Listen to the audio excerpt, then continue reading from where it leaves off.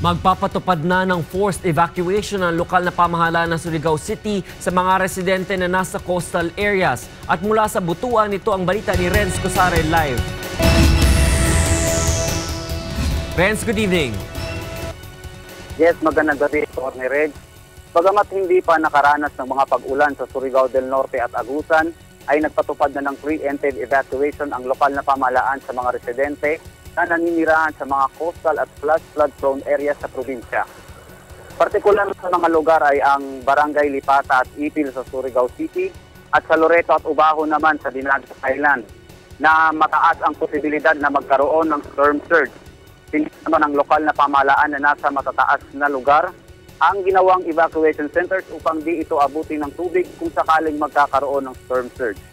24 oras na rin nakamonitor at nasa red alert ang local DRRNC at kasalukuyang inihahanda ang mga relief goods at ang mga rescue equipment.